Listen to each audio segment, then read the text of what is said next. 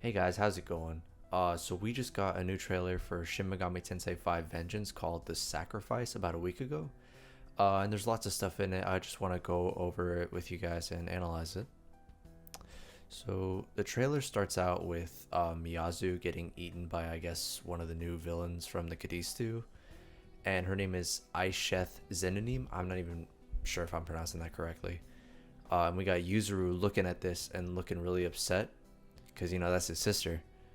I'm assuming both of these shots are from the same cutscene because they do have similar lighting, but that may not be the case because Atlas sometimes does that with their trailers, where they'll like show shots that together, but they're like from completely different scenes.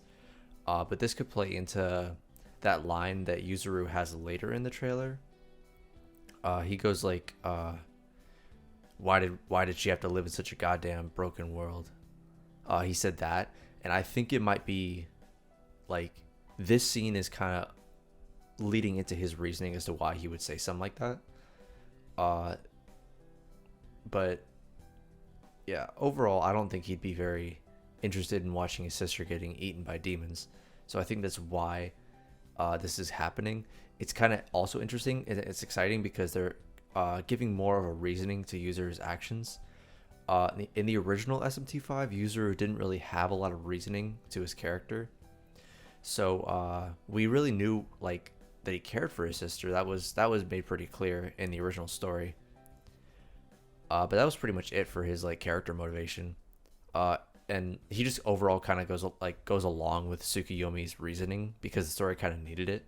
But now we're actually getting more reasoning as to why he'll be fighting, and I think that's pretty cool. The characters in this game really do have a lot of potential, and they were just overall really underutilized.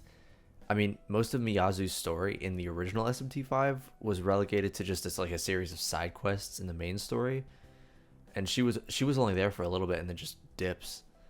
Hopefully this time, along with Yuzuru, they're gonna play a little bit more of a major role in the story. After that, we get some shots of the new area and some shots of the Magatsui rails mechanic.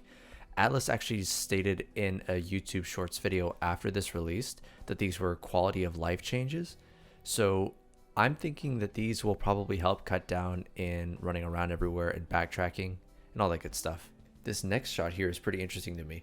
So we get another short cinematic of Aisheth, and then we get some gameplay where the Nahubino is fighting her. But what's important here is the location. This looks pretty much the same as the area where you fought Lugaru in the original game, which poses a really interesting question, since they've shown at the beginning of the game that you can choose if you want to play through the original game story or the new story. And they're calling the Canon of Creation for the original story and Canon of Vengeance for the new story.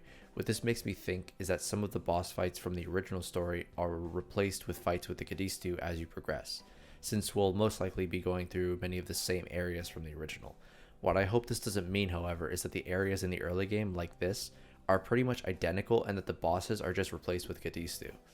But I don't think that'll be the case because it's been specified that the early game is relatively similar to base 5's, but eventually branches way off as the game goes on. Then we see some shots with the new human character in this game whose name is Yoko, and we see that she maybe volunteers to walk back to the dorms with the main character. In the original, nobody wanted to walk home with you, but I think honestly that helped add to the atmosphere of loneliness that these games like to go for. Then we get to see her and Tao as controllable party members in this game. For these human characters, it looks like they have a guest icon on them in the HUD, and it is really fun wondering how these human party members will work in this game because it looks like they're fully controllable.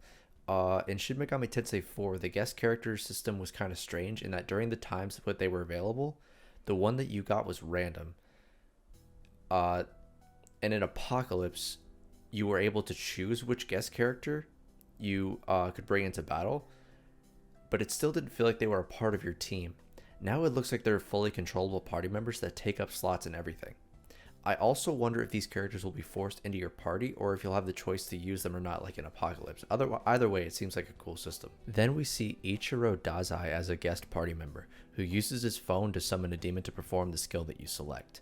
This is also really interesting because in the last shot we saw Yoko perform the Zeodyne spell herself. So it looks like some characters like Yuzuru and Dazai will use the demon summoning program or something on their phones to cast spells with demons that they summon, while others will just be able to use magic on their own. It kind of reminds me of Namissa or Yuriko in the older games, as like a female party member that is able to use magic. Of course, in these games, the protagonist can also use magic, so I wonder if they'll account for that and maybe let them have unique skills or something. Then we see the protagonist using some kind of recon thing to look at the surrounding area from above, which is honestly pretty cool, and points of interest even have icons and everything, so it's easy to see. This will probably help a lot in exploration for sure. After that, we see the protagonist walking around in the shrine area where you fought Lamu in the last game. We don't know if when this is being shown to us, if it's before or after you fight Lamu, because maybe in this new story, Lamu plays less of a role so that the Kidistu can be more prominent. But then that leads to the question about what will they do with the whole Sahori plotline, which was pretty big in the early game of the original. Like, do we even fight Lamu in this new story? But this is also exciting because it likely means that the lives of the protagonist and the other characters outside of Netherworld or Dot will probably be shown in greater detail and probably just get more overall screen time. So this next one is really cool. We see the protagonist talk to a Nekomata and start what looks like a quiz minigame because it shows a demon in the darkness and she asks who's this demon. I don't know, but it looks like a really fun minigame to me. Alright, and then after that we also get another interesting shot which shows something called a demon haunt. It says in this area you and your allies will be able to gather. I don't know if that means your demons or just your human allies, but either way it is pretty cool, and we know from screenshots that you'll be able to talk to Aogami here, so it'll probably be a good place for extra character development and lore, which is honestly perfect for this game. Then we get some shots showing a new demon, Azazel, with his Soul Hackers design, and a cutscene with Mastema, which is pretty exciting. Mastema is a really interesting character, and I'm kind of hoping that he's not entirely on the side of Bethel or does something similar to like betraying them, because I feel like it would be just in character for him, you know? After that, we get some more shots of the characters from new cutscenes, I'm assuming, but we get a line also of someone saying, "I still want my revenge and my freedom." But honestly, all this does is confuse me more, because obviously this new route has something to do with revenge, hence the title. But I still don't know what character wants this revenge or what's even going on with it, so I guess we'll just have to wait and see. After that, we get a line I talked about earlier from Yuzuru, and when he says this, I'm going to assume that he's, talking about his sister. Then we get some shots of what is probably a boss fight against all 4 of the Kidistu. And honestly, it looks like a pretty tough fight too because of the skills that they show off. One of which is called Mother Earth, which removes debuffs from them and puts up Tetrakarn as well. And then the other one that they use is Capitulate to Pleasure, which looks like it can charm and cast Stakaja at the same time. These are probably their signature skills, which will definitely make this fight tough, but will make using them as demons probably really worth it.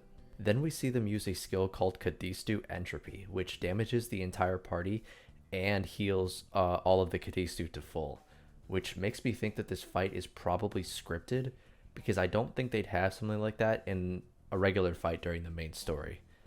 And also after that, we see a cutscene where the Nahobino is like mortally wounded, kind of like how he was during the second Lamu fight in the last game, so it probably has something to do with the Kadistu fight that we just saw. Small note, but during this cutscene with the wounded Nahobino, we hear someone who I think is Dazai say, "Congrats, I guess you're on the list." I don't know what the context for this is, but he sounds like how he sounds at the end of the last game, where he, goes all evil and slicks his hair back.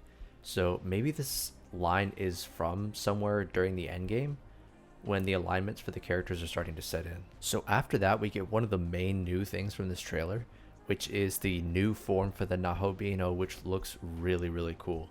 And the big thing that a lot of people are talking about for this new form, which is kind of apparent from the design similarities, is how likely this is a fusion between the main character and Tsukuyomi. This has pretty much been all but confirmed, but it's pretty obvious looking at the designs of them both side to side. The part that is interesting to me is how this will affect the story and the alignments.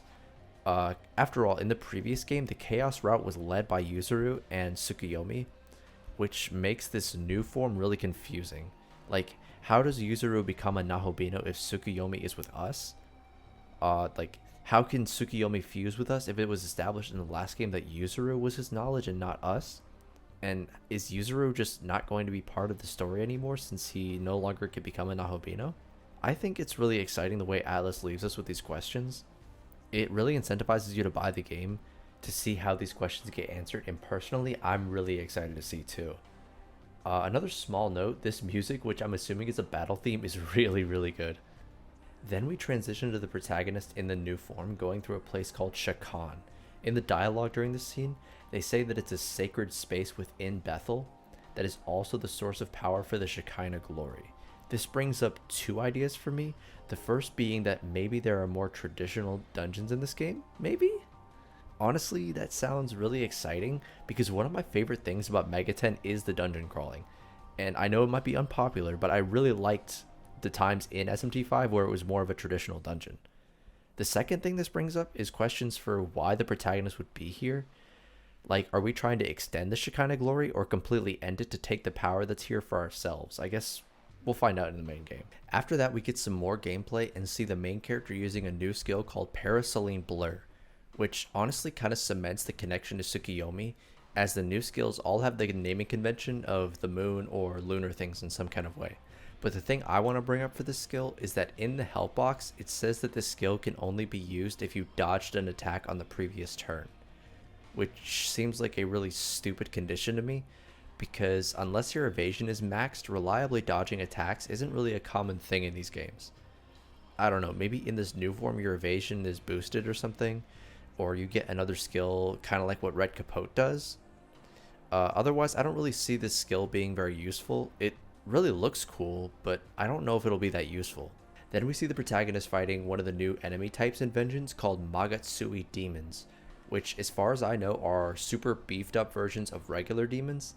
And that really shows here because this Lugaru uses a move called Freikugel EX, which absolutely fucking destroys the Nahobino with like 1200 damage. Jesus. This will probably be a really fun way to test your strength in the endgame, and I am really looking forward to it. Then we see Miyazu again, and we get a look at a fight with Konsu. This is interesting because in the original game, Miyazu's side quest had you learning that she was actually Konsu's knowledge, and it looks like based on these cutscenes that they might be keeping this side quest and maybe giving it a little more depth, or maybe making it a part of the main story. After that, we get more footage of new demons and new skills and all that, and we also get some footage of what looks like you being able to control Naho Biho and walk around in the overworld. This is probably just for a side quest, but how great would it actually be if you could just play the rest of the game like this? We get some more shots of Yakumo and Nua and some big red blob thing behind them, which I honestly have no idea what it could be. As well as what looks like the Nahobino finding the power source for Shakan. And we end on some shots of Tsukiyomi and Lilith and some scary red lines heading for the Nahobino and Tao in her goddess form. Overall, the story here has a lot of potential, and I'm really hoping Atlas took the criticism we had for the original SMT5 to heart and really fleshes out the characters more and all that. The gameplay here looks even better than before, which is honestly impressive because I already thought SMT5 had the best gameplay in the series. All in all, this is really looking to be a great SMT game, and I'm absolutely stoked for it. Hey, hope you all learned something new. Thanks for watching, and I will see you all later.